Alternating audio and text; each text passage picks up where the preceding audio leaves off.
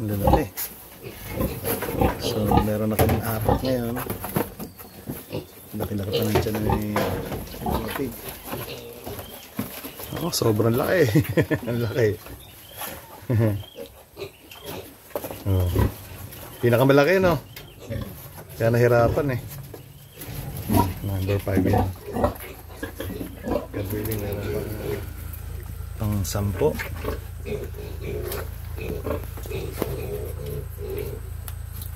Kulay puti uli. Ang lalaki ng mga anak nitong ating si third white.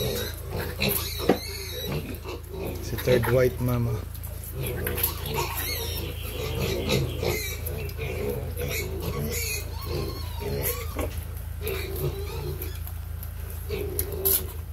Ang laki ng anak nila ngayon. Praise God.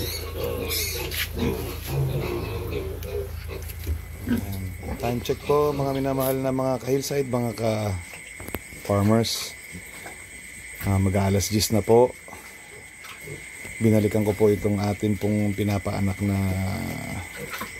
mommy pig, no? Kasi ito po yung pangatlo naming white na inahin dito po sa atin pong piggery, no? Dito sa farm.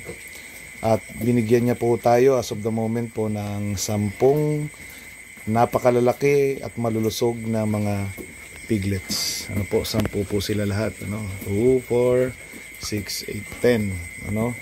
So nag-umpisa po yung paglalabas niya ng unang biik noong pong mga alas 2 po kaninang hapon.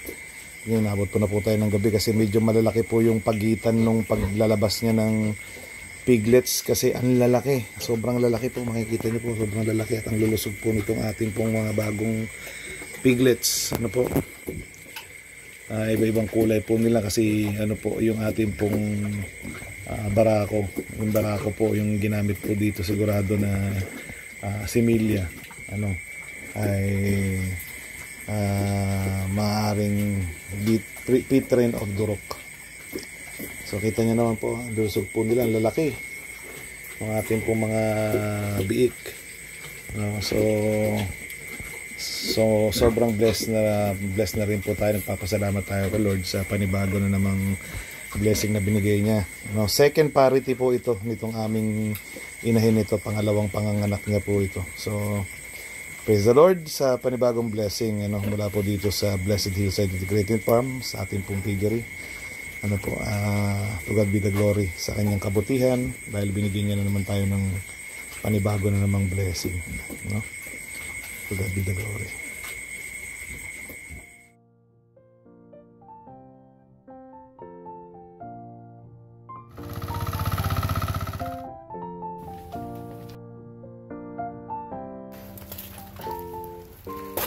Andito tayo, kita nyo yung mga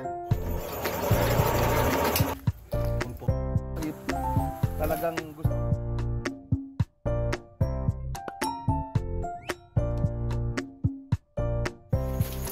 Oh, puro laman. Palamigin na natin ito ngayon. Free range na mga pato rin dito. Lalo sa pinaka.